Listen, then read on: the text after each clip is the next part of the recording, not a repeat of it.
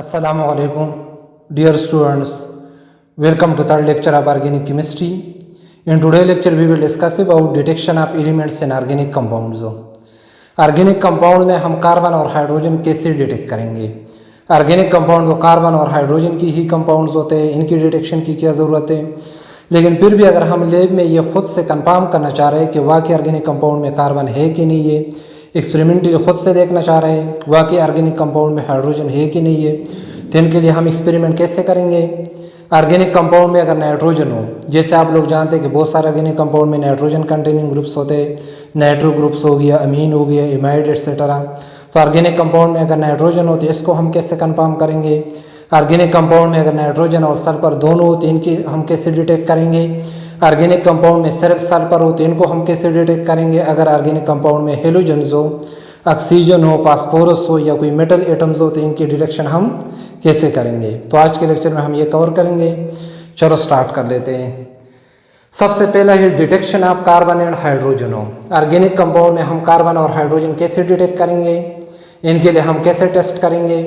आप लोगों ने पहले ग्लास टेस्ट ट्यूब लेना है। क्या लेना है? ग्लास टेस्ट ट्यूब हो, इसमें कॉपर ऑक्साइड हो और ऑर्गेनिक कंपाउंड ऐड करके इसको हीट करना है। एक ग्लास टेस्ट ट्यूब ले लिया, इसमें कॉपर ऑक्साइड डाल दिया और इसमें ऑर्गेनिक कंपाउंड डालकर इसको हीट कर दिया। जब हम इसको हीट कर लेते हैं तो इससे कुछ गैसेज इमिट होगी। ये गैसेज आप लोगों ने पास करने हैं कैल्शियम हाइड्रोक्साइड हो, लाइम वाटर से और कॉपर एनहाइड्रस कॉपर सल्फेट से। लाइम वाटर कलरलेस होता है और एनहाइड्रस कॉपर सल्फेट का वाइट कलर होता है। जब हम लाइम वाटर से इस गैस को पास करते हैं, अगर लाइम वाटर का कलर मिल्की हो गया इट्स मीन्स कि ऑर्गेनिक कंपाउंड में कार्बन मौजूद है। अगर लाइम वाटर का कलर मिल्की नहीं हुआ फिर ऑर्गेनिक कंपाउंड में कार्बन मौजूद नहीं होगा। हम ये कैसे कह सकते हैं कि जब लाइम वाटर कलरलेस से मिल्की हो गया इट्स मीन्स कि ऑर्गेनिक कंपाउंड में कार्बन मौजूद है। ये इसलिए कि लाइम वाटर का कलर मिल्की इस वजह से हो जाता है कि इनसॉल्युबल कैल्शियम कार्बोनेट पीपीटी बन जाती है जिसका वाइट कलर होता है। तो फिर लाइम वाटर हमें कलरलेस की बजाय मिल्की नज़र आना स्टार्ट हो जाता है। अब ये लाइम वाटर में कैल्शियम कार्बोनेट पीपीटी क्यों बनी? क्योंकि कार्बन डाइऑक्साइड पहुंच गया। कार्बन डाइऑक्साइड ने कैल्शियम हाइड्रोक्साइड के साथ रिएक्ट करके कैल्शियम कार्बोनेट बना लिया। कार्बन डाइऑक्साइड कहाँ से पहुंच गया? Carbon dioxide glass test tube से आ गया। ग्लास टेस्ट ट्यूब से क्यों आ गया? क्योंकि ऑर्गेनिक कंपाउंड में कार्बन मौजूद था, उन्होंने कॉपर ऑक्साइड के साथ रिएक्ट किया, कार्बन डाइऑक्साइड बना लिया। अगर ऑर्गेनिक कंपाउंड में कार्बन मौजूद न होता तो फिर ये रिएक्शन न होता, कार्बन डाइऑक्साइड न बनता, कार्बन डाइऑक्साइड लाइम वाटर तक न पहुंचता, कैल्शियम कार्बोनेट इनसॉल्युबल पीपीटी न बनती और लाइम वाटर का कलर कलरलेस से मिल्की न हो जाता। लेकिन जैसे अगर आप लोगों ने देख लिया कि कैल्शियम कार्बोनेट हो, पीपीटी बन गया, लाइम वाटर का कलर मिल्की नज़र आना स्टार्ट हो गया, इट्स मीन्स कि कार्बन डाइऑक्साइड पहुंच गया है। और कार्बन डाइऑक्साइड क्यों पहुंच गया है?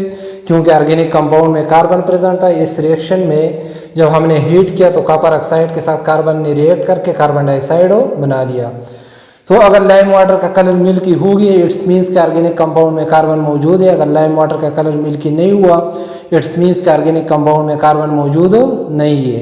ये रिएक्शन फिर नहीं हुआ, कार्बन डाइऑक्साइड लाइम वाटर तक नहीं पहुंचा और कैल्शियम कार्बोनेट पीपीटी नहीं बनी। अब ये गैस जैसे हम कॉपर ऑक्साइड और ऑर्गेनिक कंपाउंड को बॉयल कर लेते हैं और ये गैस हम एनहाइड्रस कॉपर सल्फेट से गुजार लेते हैं। एनहाइड्रस कॉपर सल्फेट का कलर वाइट होता है। अगर इसका कलर वाइट से ब्लू हो गया, अगर इसका कलर वाइट से ब्लू हो गया इट्स मीन्स के कॉपर सल्फेट पेंटाहाइड्रेट में कन्वर्ट हो गया। अब वाटर मॉलिक्यूल कहाँ से आ गए? Water molecule glass test tube से आ गए। ग्लास टेस्ट ट्यूब से क्यों आ गए? क्योंकि ग्लास टेस्ट ट्यूब में ऑर्गेनिक कंपाउंड में हाइड्रोजन था, वो कॉपर ऑक्साइड के साथ रिएक्ट करके वाटर वेपर्स बना लिया। तो अगर copper sulphate anhydrous copper sulphate का कलर वाइट से ब्लू हो गया इट्स मीन्स कि ऑर्गेनिक कंपाउंड में हाइड्रोजन मौजूद है। अगर कॉपर सल्फेट का कलर वाइट से ब्लू नहीं हुआ तो फिर ऑर्गेनिक कंपाउंड में हाइड्रोजन मौजूद नहीं होगा। अगर ऑर्गेनिक कंपाउंड में हाइड्रोजन मौजूद ना हो फिर ये रिएक्शन नहीं होगा, वाटर वेपर्स नहीं बनेगी, वाटर मॉलिक्यूल नहीं बनेगी। वाटर मॉलिक्यूल जब नहीं बनेगी तो कॉपर सल्फेट के साथ ऐड नहीं होगी और कॉपर सल्फेट के साथ जब ऐड नहीं होगी तो इनका कलर चेंज नहीं होगा। फिर कॉपर सल्फेट पेंटाहाइड्रेट नहीं बनेगा, इनका कलर वाइट से ब्लू नहीं होगा। लेकिन अगर हो गया इट्स मीन्स कि ऑर्गेनिक कंपाउंड में हाइड्रोजन मौजूद है। तो ये हो गया detection of carbon and hydrogen. Carbon और हाइड्रोजन को हम इस तरह डिटेक्ट करते हैं कि ऑर्गेनिक कंपाउंड को कॉपर ऑक्साइड के साथ हीट कर लेते हैं, कार्बन कॉपर ऑक्साइड के साथ रिएक्ट करके CO2 बना लेता है और हाइड्रोजन का कॉपर ऑक्साइड के साथ रिएक्ट करके H2O बना लेते हैं, वाटर वेपर्स बना लेते हैं। CO2 जब लाइम वाटर तक पहुंचता है तो उसका कलर मिल्की हो जाता है और H2O वेपर्स जब एनहाइड्रस कॉपर सल्फेट तक पहुंचते हैं तो इनका कलर वाइट से ब्लू हो जाता है। तो अगर लाइम वाटर का कलर मिल्की हो गया इट्स मीन्स के कैल्शियम कार्बोनेट PPT बन गया, CO2 पहुंच गया इट्स मीन्स के ऑर्गेनिक कंपाउंड में कार्बन मौजूद है। और अगर एनहाइड्रस कॉपर सल्फेट का कलर वाइट से ब्लू हो गया इट्स मीन्स के वाटर वेपर्स पहुंच गए, ऑर्गेनिक कंपाउंड में हाइड्रोजन मौजूद है। अब आते हैं detection of nitrogen. Detection of nitrogen, nitrogen plus sulphur, sulphur alone और हेलोजन, क्लोरीन ब्रोमीन आयोडीन, इसको हम ऑर्गेनिक कंपाउंड में कैसे डिटेक्ट करेंगे? ऑर्गेनिक कंपाउंड में अगर नाइट्रोजन मौजूद हो, नाइट्रोजन और सल्फर दोनों मौजूद हो, सिर्फ सल्फर मौजूद हो या halogen chlorine bromine iodine etcetera present हो, तो इनको हम कैसे डिटेक्ट करेंगे? इनके लिए हम सबसे पहला स्टेप ये लेते हैं, लेजाइन सॉल्यूशन बना लेते हैं जिसको सोडियम एक्सट्रैक्ट भी कहते हैं। क्या बनाते हैं? लेजाइन सॉल्यूशन या सोडियम एक्सट्रैक्ट। पहले आप लोगों ने एक फ्यूजन ट्यूब लेना है, फ्यूजन ट्यूब में सोडियम मेटल का एक पीस रख के इनको इतना हीट करना है कि ये मेल्ट हो जाए। जब ये मेल्ट हो जाए इसमें पाउडर ऑर्गेनिक कंपाउंड डालना है। क्या डालना है? Powder organic compound. फिर आप लोगों ने इसको दोबारा हीट करना है, इतना हीट करना है कि ये फ्यूजन ट्यूब रेड हॉट हो जाए। चाइना डिश में 20 ml वाटर लेकर ये फ्यूजन ट्यूब हो इस चाइना डिश में ब्रेक करे, फिर अच्छी तरह मिक्स करके दोबारा बॉयल करे और दोबारा बॉइलिंग के बाद इसको फिल्टर करे। तो जो फिल्ट्रेट हमारे साथ हासिल होता है इसको हम कहते हैं लेजाइन सॉल्यूशन या सोडियम एक्सट्रैक्ट। शॉर्टकट हमने किया, हमने सोडियम मेटल के साथ ऑर्गेनिक कंपाउंड हीट किया और जब सोडियम मेटल के साथ ऑर्गेनिक कंपाउंड हीट कर लेते हैं, अगर ऑर्गेनिक कंपाउंड में कार्बन तो होगा ही होगा, लेकिन अगर साथ नाइट्रोजन मौजूद हो तो ये सोडियम मेटल के साथ रिएक्ट करके सोडियम साइनाइड बना देगा। अगर ऑर्गेनिक कंपाउंड में नाइट्रोजन था तो लेजाइन सॉल्यूशन में अब सोडियम साइनाइड मौजूद होगा। अगर ऑर्गेनिक कंपाउंड में नाइट्रोजन और सल्फर दोनों मौजूद थे तो फिर लेजाइन सॉल्यूशन में सोडियम थायोसाइनेट होना चाहिए। अगर ऑर्गेनिक कंपाउंड में सिर्फ सल्फर मौजूद था तो लेजाइन सॉल्यूशन में सोडियम सल्फाइड होना चाहिए। और ऑर्गेनिक कंपाउंड में अगर हेलोजन एटम था तो जब हमने इसको सोडियम मेटल के साथ हीट किया तो लेजाइन सॉल्यूशन में अब सोडियम हेलाइड होना चाहिए, सोडियम क्लोराइड, सोडियम ब्रोमाइड या सोडियम आयोडाइड हो, जो भी हेलोजन एटम्स हो तो ये फिर मौजूद होना चाहिए लेजाइन सॉल्यूशन में अगर ऑर्गेनिक कंपाउंड में हेलोजन मौजूद हो। तो लेजाइन सॉल्यूशन या सोडियम एक्सट्रैक्ट हम कैसे बनाते हैं? पहले आप लोगों ने एक फ्यूजन ट्यूब लेना है, फ्यूजन ट्यूब में सोडियम मेटल डालना है, सोडियम मेटल को इतना बॉयल करना है, इतने हीट देना है कि वो मेल्ट हो जाए। फिर इसके ऊपर आप लोगों ने ऑर्गेनिक कंपाउंड डालना है, फिर इनको दोबारा बॉयल करना है, इतना बॉयल करना है कि ये जो फ्यूजन ट्यूब है ये रेड हॉट हो जाए। फिर आप लोगों ने दूसरे चाइना डिश में 20 ml वाटर लेकर इसमें ये फ्यूजन ट्यूब ब्रेक करना है, फिर अच्छी तरह मिक्स करके दोबारा बॉयल करें और फिल्टर करें। जब हम इनको फिल्टर कर लेते हैं तो जो फिल्ट्रेट हमारे साथ हासिल होता है इसको हम कहते हैं सोडियम एक्सट्रैक्ट या लेजाइन सॉल्यूशन। इससे लेजाइन सॉल्यूशन से फिर हम नाइट्रोजन के लिए भी टेस्ट करते हैं, फिर हम इससे नाइट्रोजन प्लस सल्फर के लिए टेस्ट करते हैं, सिर्फ सल्फर के लिए टेस्ट करते हैं और हेलोजन के लिए टेस्ट करते हैं। अगर ऑर्गेनिक कंपाउंड में नाइट्रोजन मौजूद था तो फिर लेजाइन सॉल्यूशन में सोडियम साइनाइड होगा। जब हम लेजाइन सॉल्यूशन बना रहे थे, जब हमने ऑर्गेनिक कंपाउंड सोडियम मेटल के साथ हीट किया तो फिर लेजाइन सॉल्यूशन में सोडियम साइनाइड होगा। अगर ऑर्गेनिक कंपाउंड में नाइट्रोजन और सल्फर दोनों मौजूद थे तो फिर लेजाइन सॉल्यूशन में सोडियम थायोसाइनेट होगा। अगर ऑर्गेनिक कंपाउंड में सिर्फ सल्फर मौजूद हो तो फिर लेजाइन सॉल्यूशन में सोडियम सल्फाइड होगा। अगर ऑर्गेनिक कंपाउंड में हेलोजन एटम हो तो फिर लेजाइन सॉल्यूशन में सोडियम हेलाइड होगा। तो अब आते हैं कि इससे हम नाइट्रोजन के लिए कैसे टेस्ट करेंगे। आप लोगों ने लेजाइन सॉल्यूशन लेना है, पहले हम इससे नाइट्रोजन के टेस्ट करते हैं। आप लोगों ने लेजाइन सॉल्यूशन लेना है, लेजाइन सॉल्यूशन को पहले अल्कलाइन बनाना है, इसमें few drops of NaOH add करें। NaOH ऐड करने के बाद इसमें फेरस सल्फेट ऐड करना है, फेरस सल्फेट के साथ बॉयल करें और फिर इसमें फेरिक क्लोराइड और HCl ऐड करें। अगर ग्रीनिश ब्लू PPT बन गई इट्स मीन्स कि ऑर्गेनिक कंपाउंड में नाइट्रोजन मौजूद है। अगर ग्रीनिश ब्लू पीपीटी नहीं बनी, इट्स मीन्स कि ऑर्गेनिक कंपाउंड में नाइट्रोजन मौजूद नहीं है। ये ग्रीनिश ब्लू पीपीटी जो होता है ये पेरोसाइनाइड का होता है। पेरोसाइनाइड पीपीटी जब कम्प्लेक्स जो होता है इनका कलर ग्रीनिश ब्लू होता है। तो अगर ग्रीनिश ब्लू पीपीटी नजर आ गई, इट्स मीन्स कि ऑर्गेनिक कंपाउंड में नाइट्रोजन है। अब ये हम कैसे कह सकते हैं कि ग्रीनिश ब्लू पीपीटी जब हमें नजर आ गई, इट्स मीन्स कि ऑर्गेनिक कंपाउंड में नाइट्रोजन है। ये इसलिए कि पेरोसाइनाइड पीपीटी बन गई है। क्या बन गई है? पेरोसाइनाइड पीपीटी।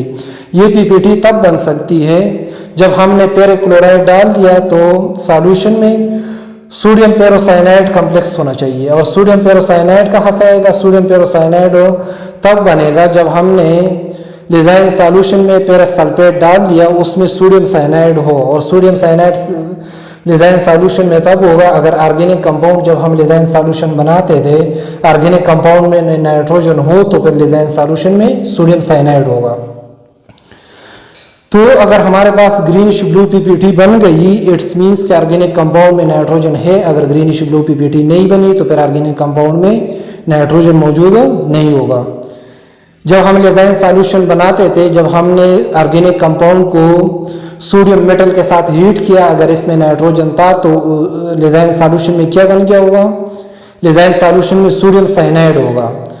सोडियम साइनाइड को जब लिजाइन सॉल्यूशन को हम पेरस सल्फेट ऐड करते हैं तो सोडियम साइनाइड कन्वर्ट हो जाता है सोडियम पेरोसाइनाइड में। और सोडियम पेरोसाइनाइड कम्प्लेक्स जब हम इसमें पेरिक्लोराइड ऐड करते हैं तो ये पेरोसाइनाइड कम्प्लेक्स में कन्वर्ट हो जाता है।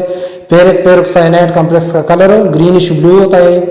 तो ये कंफर्म हो जाता है तो ऑर्गेनिक कंपाउंड में नाइट्रोजन था, लिजाइन सॉल्यूशन में सोडियम साइनाइड बन गया था। जब हमने पेरस को सल्फेट ऐड किया तो सोडियम पेरोसाइनाइड कम्प्लेक्स बन गया। और सोडियम पेरोसाइनाइड कम्प्लेक्स में जब हमने पेरिक्लोराइड ऐड किया तो पेरोसाइनाइड कम्प्लेक्स बन गया। और पेरोसाइनाइड कम्प्लेक्स का पीपीटी का कलर ग्रीनिश ब्लू है। इस वजह से ये कम्प्लेक्स ये पीपीटी बन गई कि ऑर्गेनिक कंपाउंड में नाइट्रोजन मौजूद था। अगर ऑर्गेनिक कंपाउंड में नाइट्रोजन लेट सपोज ना हो तो फिर लिजाइन सॉल्यूशन में सोडियम साइनाइड तो नहीं होगा। जब सोडियम साइनाइड नहीं होगा तो जो हम पेरस सल्फेट ऐड करते हैं तो सोडियम पेरोसाइनाइड कम्प्लेक्स नहीं बनेगा। जब सोडियम पेरोसाइनाइड कम्प्लेक्स नहीं बनेगा तो हमने पेरिक्लोराइड जब ऐड किया तो पेरोसाइनाइड कम्प्लेक्स नहीं बनेगा। और पेरोसाइनाइड कम्प्लेक्स जब नहीं बनेगा तो हमें ग्रीनिश ब्लू पीपीटी नजर नहीं आएगी। क्योंकि ये ग्रीनिश ब्लू पीपीटी कौन सा कम्प्लेक्स है? ये पेरोसाइनाइड कम्प्लेक्स है। और ये तब हमें नजर आएगा जब ऑर्गेनिक कंपाउंड में नाइट्रोजन हो। जब ऑर्गेनिक कंपाउंड में नाइट्रोजन हो, लिजाइन सॉल्यूशन में सोडियम साइनाइड बन जाए और फिर हम इसमें पेरस सल्फेट ऐड करें तो सोडियम पेरोसाइनाइड कम्प्लेक्स बन जाए। और सोडियम पेरोसाइनाइड कम्प्लेक्स में जब हमने पेरिक्लोराइड ऐड किया तो फिर पेरोसाइनाइड कम्प्लेक्स बन जाए जिसका कलर ग्रीनिश ब्लू होता है। अच्छा, सम टाइम जब हम ये प्रोसीजर कर लेते हैं, हम लिजाइन सॉल्यूशन ले लेते हैं, इनको अल्कलाइन बना लेते हैं, सोडियम हाइड्रोक्साइड इसमें ऐड कर लेते हैं, फिर इसमें पेरस सल्फेट ऐड कर लेते हैं। पेरस सल्फेट ऐड करने के बाद हम इसमें बॉयल कर लेते हैं, फिर पेरिक्लोराइड ऐड कर लेते हैं। तो हमें ये एक्सपेक्ट करते हैं, हम नाइट्रोजन के लिए टेस्ट करते हैं कि शायद वो ग्रीनिश ब्लू पीपीटी बन जाएगी, लेकिन हमें एक पीपीटी मिल जाती है ब्लड रेड। अगर ब्लड रेड पीपीटी नजर आ गई तो इसका क्या मतलब है? अगर ब्लड रेड पीपीटी बन गई, इट्स मीन्स कि ये पेरोथायोसाइनेट पीपीटी है। पेरोसाइनाइड की जगह पेरोथायोसाइनेट पीपीटी है। पेरोथायोसाइनेट पीपीटी का जो कलर होता है वो ब्लड रेड होता है। और पेरोथायोसाइनेट पीपीटी तब मुमकिन है, तब इनका बनना पॉसिबल है अगर ऑर्गेनिक कंपाउंड में नाइट्रोजन के साथ सल्फर भी मौजूद हो। नाइट्रोजन में ऑर्गेनिक कंपाउंड में नाइट्रोजन और सल्फर अगर दोनों मौजूद हो तो जब हम लिजाइन सॉल्यूशन बनाते हैं, लिजाइन सॉल्यूशन बनाने के दौरान जब हमने इनको सोडियम मेटल के साथ हीट किया तो सोडियम मेटल के साथ रिएक्ट करके सोडियम थायोसाइनेट बन गया होगा। क्या बन गया होगा? Sodium thiocyanate. जब इनमें हम पेरस सल्फेट ऐड करते हैं तो सोडियम पेरोथायोसाइनेट कम्प्लेक्स बन जाता है। सोडियम पेरोथायोसाइनेट कम्प्लेक्स में जब हम पेरिक्लोराइड ऐड करते हैं तो पेरोथायोसाइनेट कम्प्लेक्स बन जाता है जिसका ब्लड रेड कलर होता है। तो अगर ब्लड रेड कलर पीपीटी नजर आई तो फिर इसका मतलब है कि ऑर्गेनिक कंपाउंड में नाइट्रोजन और सल्फर दोनों मौजूद है। ब्लड रेड कलर पीपीटी किस चीज़ की होती है? पेरोथायोसाइनेट की। और पेरोथायोसाइनेट तब बनेगी जब ऑर्गेनिक कंपाउंड में नाइट्रोजन और सल्फर दोनों मौजूद हो, लिजाइन सॉल्यूशन में सोडियम थायोसाइनेट बन जाए। जब हमने पेरिस सल्फेट ऐड किया तो सोडियम पेरोथायोसाइनेट कॉम्प्लेक्स बन जाए, और जब हमने पेरिक क्लोराइड ऐड किया तो पेरिक पेरोथायोसाइनेट कॉम्प्लेक्स बन जाए, जिसका कलर ब्लड रेड होता है। तो ब्लड रेड पीपीटी अगर नजर आ गई, इट्स मीन्स के ऑर्गेनिक कंपाउंड में नाइट्रोजन और सल्फर दोनों मौजूद है। अब अगर ऑर्गेनिक कंपाउंड में सिर्फ सल्फर मौजूद हो तो इसके लिए हम कैसे टेस्ट करेंगे? दोबारा हम लिजाइन सॉल्यूशन से थोड़ा सा ले लेंगे। लिजाइन सॉल्यूशन में हम एस्टिक एसिड डाल देंगे। क्या डाल देंगे? Acetic acid. एस्टिक एसिड के साथ बॉयल कर लेते हैं। अगर इसके जब हम एस्टिक एसिड के साथ लिजाइन सॉल्यूशन बॉयल कर लेते हैं तो इससे कुछ गैसेज इमिट होती है। इनके सामने हम लीड एसीटेट पेपर रख लेते हैं। अगर लीड एसीटेट पेपर ब्लैक हो गया, इट्स मीन्स के ऑर्गेनिक कंपाउंड में सल्फर मौजूद था। अगर लीड एसीटेट पेपर ब्लैक नहीं हुआ, इट्स मीन्स के ऑर्गेनिक कंपाउंड में सल्फर मौजूद नहीं था। सल्फर के लिए हम कैसे टेस्ट करेंगे? फिर लिजाइन सॉल्यूशन ले लिया, इसमें एसिटिक एसिड डाल लिया। एसिटिक एसिड जब डाल दे और इसके साथ बॉयल कर ले तो इससे कुछ गैस इमिट होती है। इसके सामने हमने लीड एसीटेट पेपर रखना है। अगर लीड एसीटेट पेपर और ब्लैक हो गया, लीड सल्फाइड पीपीटी बन गई, इट्स मीन्स का ऑर्गेनिक कंपाउंड में सल्फर मौजूद था। और अगर लीड एसीटेट पेपर ब्लैक नहीं हुआ, इट्स मीन्स का ऑर्गेनिक कंपाउंड में सल्फर मौजूद नहीं था। हम ये कैसे कहते हैं? इसके पीछे केमिस्ट्री क्या है कि हम ये कहते हैं कि अगर लीड एसीटेट पेपर ब्लैक हो गया, इट्स मीन्स के ऑर्गेनिक कंपाउंड में सल्फर मौजूद था। ये हम इसलिए कहते हैं कि अगर ऑर्गेनिक कंपाउंड में सल्फर मौजूद हो तो जब हम लिजाइन सॉल्यूशन बना रहे थे तो वो सोडियम के साथ रिएक्ट करके सोडियम सल्फाइड फिर लिजाइन सॉल्यूशन में होना चाहिए। अगर ऑर्गेनिक कंपाउंड में सल्फर मौजूद था, ओनली सल्फर, तो फिर लिजाइन सॉल्यूशन में सोडियम सल्फाइड होना चाहिए। जब हमने लिजाइन सॉल्यूशन में एसिटिक एसिड डाल दिया तो सोडियम सल्फाइड एसिटिक एसिड के साथ रिएक्ट करके हाइड्रोजन सल्फाइड गैस बना लेता है। और हाइड्रोजन सल्फाइड गैस जब लीड एसीटेट पेपर तक पहुंचता है तो वो लीड एसीटेट को लीड सल्फाइड में कन्वर्ट कर देता है और इसका कलर, लीड सल्फाइड का कलर ब्लैक होता है। जैसे ये लीड एसीटेट पेपर ब्लैक हो गया, इट्स मीन्स के ऑर्गेनिक कंपाउंड में सल्फर मौजूद था। लिजाइन सॉल्यूशन में सोडियम सल्फाइड बन गया था। जब हमने एसिटिक एसिड डाल दिया तो sodium sulphide hydrogen sulphide gas में कन्वर्ट हो गया और हाइड्रोजन सल्फाइड ने लीड एसीटेट पेपर का कलर ब्लैक कर दिया।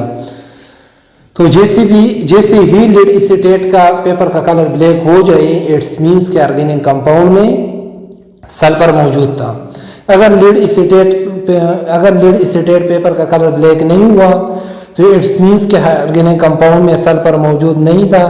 लिजाइन सॉल्यूशन में सोडियम सल्फाइड नहीं बना था, और लिजाइन सॉल्यूशन में अगर सोडियम सल्फाइड नहीं बना था तो फिर एसिटिक एसिड के साथ कोई रिएक्शन नहीं होगा, हाइड्रोजन सल्फाइड गैस नहीं बनेगा, लीड एसीटेट पेपर तक कोई हाइड्रोजन सल्फाइड गैस नहीं पहुंचेगा, लीड सल्फाइड पीपीटी नहीं बनेगी और इसका कलर ब्लैक इस वजह से नहीं हुआ कि ऑर्गेनिक कंपाउंड में सल्फर मौजूद नहीं था। लेकिन अगर हो तो फिर लीड एसीटेट का पेपर ब्लैक होगा, लीड सल्फाइड पीपीटी बनेगा, लिजाइन सॉल्यूशन में सोडियम सल्फाइड बनेगा। एसिटिक एसिड जब हम डाल देते हैं तो हाइड्रोजन सल्फाइड गैस बन जाता है। हाइड्रोजन सल्फाइड गैस जैसे ही लीड एसीटेट पेपर तक पहुंचता है तो वो लीड सल्फाइड पीपीटी बना के वो जिसका ब्लैक कलर होता है तो हमें ब्लैक कलर नजर आ जाती है। इस तरह हेलोजन के लिए कैसे टेस्ट करेंगे? फिर लिजाइन सॉल्यूशन से थोड़ा सा ले लें। लिजाइन सॉल्यूशन में आप लोग ऐड करें नाइट्रिक एसिड के साथ, नाइट्रिक एसिड और बॉयल करें। जब हम इनको नाइट्रिक एसिड के साथ बॉयल कर लेते हैं तो ये इसलिए नाइट्रिक एसिड के साथ बॉयल करते हैं कि साइनाइड और सल्फाइड आयन रिमूव हो जाए। इन दो को हम इस नाइट्रिक एसिड के साथ रिमूव कर लेते हैं।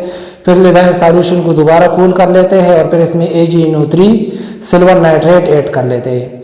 अगर ऑर्गेनिक कंपाउंड में कोई हेलोजन एटम था, क्लोरीन, ब्रोमीन, आयोडीन एटसेट्रा हो, तो जब हम लिजाइन सॉल्यूशन बना रहे थे वो सोडियम के साथ रिएक्ट करके सोडियम हेलाइड फिर लिजाइन सॉल्यूशन में होना चाहिए। और अगर लिजाइन सॉल्यूशन में सोडियम हेलाइड हो तो जब हमने सिल्वर नाइट्रेट ऐड किया तो फिर सिल्वर नाइट्रेट के साथ रिएक्ट करके सिल्वर हेलाइड हो पीपीटी बन जाएगी। जब हम लिजाइन सॉल्यूशन में सिल्वर नाइट्रेट ऐड करते हैं, अगर कोई पीपीटी नजर आएगी, ये सिल्वर हेलाइड पीपीटी है, इट्स मीन्स के ऑर्गेनिक कंपाउंड में हेलोजन था। लिजाइन सॉल्यूशन में सोडियम हेलाइड था और वो sodium halide silver halide PPT में कन्वर्ट हो गया। अब अगर जो पीपीटी हमें नजर आती है, अगर वो व्हाइट कलर की पीपीटी हो, अगर अमोनियम हाइड्रोक्साइड में इनसॉल्युबल हो, अमोनियम हाइड्रोक्साइड में कम्प्लीटली सॉल्युबल हो, इट्स मीन्स के ये पीपीटी सिल्वर क्लोराइड की पीपीटी है। ऑर्गेनिक कंपाउंड में फिर क्लोरीन प्रेजेंट होगा। अगर ये फेल येलो कलर की मामूली सी येलो कलर इसमें नज़र आ रहा हो और partially soluble in ammonium hydroxide में, तो फिर ये पीपीटी सिल्वर ब्रोमाइड की होगी। ऑर्गेनिक कंपाउंड में ब्रोमीन मौजूद होगा। और अगर सही येलो पीपीटी बन गई, अगर अमोनियम हाइड्रोक्साइड में ये पीपीटी इनसॉल्युबल हो, तो ये फिर सिल्वर आयोडाइड की पीपीटी है और ऑर्गेनिक कंपाउंड में आयोडीन प्रेजेंट है। तो ये हो गया confirmation of detection of halogen. Halogen हम कैसे डिटेक्ट करते हैं? लिजाइन सॉल्यूशन हमने बना लिया, लिजाइन सॉल्यूशन से थोड़ा सा ले लिया। ऑर्गेनिक कंपाउंड में अगर लिजाइन सॉल्यूशन हो तो फिर अगर ऑर्गेनिक कंपाउंड में हेलोजन एटम हो तो फिर लिजाइन सॉल्यूशन में सोडियम हैलाइड होगा। इसमें सिल्वर नाइट्रेट ऐड किया तो सिल्वर हैलाइड पीपीटी बन गई। सिल्वर हैलाइड पीपीटी अगर बन गई तो ऑर्गेनिक कंपाउंड में हेलोजन है। अगर सिल्वर हैलाइड पीपीटी नहीं बनी तो ऑर्गेनिक कंपाउंड में हेलोजन नहीं है। अब डिटेक्शन ऑफ ऑक्सीजन की तरफ आते हैं। अब लिजाइन सॉल्यूशन वाली स्टोरी ख़त्म हो गई। अब मज़ीद हम लिजाइन सॉल्यूशन से नहीं लेते। लिजाइन सॉल्यूशन से हमने नाइट्रोजन के टेस्ट के लिए ले लिया, नाइट्रोजन प्लस सल्फर के टेस्ट के लिए ले लिया, सल्फर के टेस्ट के लिए ले लिया और हेलोजन टेस्ट के लिए ले लिया। अब आते हैं डिटेक्शन ऑफ ऑक्सीजन की तरफ। अब ऑक्सीजन को हम ऑर्गेनिक कंपाउंड में कैसे डिटेक्ट करेंगे? ऑक्सीजन के लिए कोई डायरेक्ट मेथड नहीं है, लेकिन इनडायरेक्ट मेथड है जिससे हम ट्राई करते हैं। फॉर एग्जाम्पल ऑर्गेनिक कंपाउंड को हम ऑक्सीजन के एब्सेंस में नाइट्रोजन एटमॉस्फेयर में हीट कर लेते हैं। जब हम इसमें को हीट कर लेते हैं, अगर टेस्ट ट्यूब में हमें वाटर वेपर्स नज़र आ गई, इट्स मीन ऑक्सीजन तो हमने पहले से रिमूव किया था टेस्ट ट्यूब से, नाइट्रोजन एनवायरनमेंट में हमने इसको हीट किया, फिर भी अगर वाटर वेपर इसमें नज़र आ गई, इट्स मीन्स वाटर वेपर कैसे बने? इट्स मीन्स कि ऑक्सीजन ऑर्गेनिक कंपाउंड से ही आया है, तो फिर ऑर्गेनिक कंपाउंड में ऑक्सीजन की प्रेजेंस कंफर्म हो जाएगी। दूसरा ये है कि हम जो ऑक्सीजन कंटेनिंग ग्रुप्स है इनके लिए टेस्ट कर लेते हैं। फॉर एग्जांपल जो हमारे पास कार्बोनाइल ग्रुप है, कार्बोजाइल ग्रुप है, एमाइड, जो ऑक्सीजन कंटेनिंग ग्रुप्स है इनके लिए हम स्टैंडर्ड टेस्ट कर लेते हैं। अगर इनमें कोई ग्रुप कंफर्म हो गया, इट्स मीन्स कि ऑक्सीजन ऑर्गेनिक कंपाउंड में मौजूद है। या अगर हमें पता हो कि कंपाउंड इन एलिमेंट्स से बना है, बाकी के परसेंटेज हम निकाल लेते हैं, इनको 100 से माइनस करके रिमेनिंग परसेंटेज जो फिर ऑक्सीजन की होती है। तो ये हमारे पास डिटेक्शन ऑफ ऑक्सीजन के इनडायरेक्ट मेथड्स हो गए जो हम ट्राई कर सकते हैं। अब आते हैं डिटेक्शन ऑफ फास्फोरस की तरफ। डिटेक्शन ऑफ फास्फोरस, फास्फोरस को हम कैसे डिटेक्ट करेंगे? ऑर्गेनिक कंपाउंड ले लें, इसको HNO3 सोडियम नाइट्रिक एसिड और सोडियम कार्बोनेट और पोटाशियम नाइट्रेट के साथ हीट करके, जब हम इनको साथ हीट करते हैं तो ऑर्गेनिक कंपाउंड में अगर फास्फोरस प्रेजेंट हो तो वो फास्फेट को ऑक्सीडाइज हो जाता है। फास्फेट को HNO3 के साथ बॉयल करके इसमें hard solution of ammonium molybdate add करते हैं। जब इसमें hard solution of ammonium molybdate add करते हैं, अगर येलो पीपीटी बन गई तो अमोनियम फास्फोमोलिब्डेट की होगी। तो इट्स मीन्स कि ऑर्गेनिक कंपाउंड में फास्फोरस था तो फास्फेट को ऑक्सीडाइज हो गया था। जब फास्फेट को ऑक्सीडाइज हो गया तो जब हमने अमोनियम मोलिब्डेट ऐड किया तो अमोनियम फास्फोमोलिब्डेट बन गया। लेकिन अगर येलो पीपीटी नज़र नहीं आई, इट्स मीन कि अमोनियम फास्फोमोलिब्डेट नहीं बना। ये अमोनियम फास्फोमोलिब्डेट इस वजह से नहीं बना कि फास्फेट नहीं बन गया था, और फास्फेट इस वजह से नहीं बना था कि ऑर्गेनिक कंपाउंड में फास्फोरस नहीं था। तो अगर आप लोगों ने येलो पीपीटी देख लिया, अमोनियम फास्फोमोलिब्डेट येलो पीपीटी बन गई तो ऑर्गेनिक कंपाउंड में फास्फोरस होगा। और अगर येलो पीपीटी अमोनियम फास्फोमोलिब्डेट की नहीं बनी तो फिर ऑर्गेनिक कंपाउंड में फास्फोरस नहीं होगा। एट द एंड एक real detection on metals. Metals को हम ऑर्गेनिक कंपाउंड में कैसे डिटेक्ट करेंगे? आप लोगों ने ऑर्गेनिक कंपाउंड को एक क्रूसिबल में लेना है, इसको बहुत ज़्यादा हीट करना है, इतने हीट करना है क्योंकि ऑर्गेनिक कंपाउंड तो कंबस्टेबल है। तो एट द एंड जो नॉन कंबस्टेबल मास बचता है वो मेटल का होगा। अगर non combustible mass at the end रेखी है, इट्स मीन्स कि वो मेटल्स है। तो इस तरह हम मेटल कंफर्म कर लेते हैं कि ऑर्गेनिक कंपाउंड में है कि नहीं। अगर फर्दर कंफर्म करना है कि ये कौन सा मेटल है, कौन सा कैटाइन इसमें पड़ा हुआ है, तो ये जैसे वो जो साल्ट एनालिसिस वाले मेथड इस पर अप्लाई कर सकते हैं, जैसे आप लोग बेस रेडिकल कंफर्म करते हैं। साल्ट एनालिसिस में जिस तरह आप लोग बेस रेडिकल कंफर्म करते हैं तो वो एनालिसिस वाले मेथड पर इस पर अप्लाई कर सकते हैं। फर्दर अगर कंफर्म करना चाहते हैं कि इसमें कौन सा मेटल हो रह गया क्रूसिबल में, अब कौन सा मेटल पड़ा है। तो मेरे ख्याल में आज के लिए इतना काफ़ी है। अल्लाह।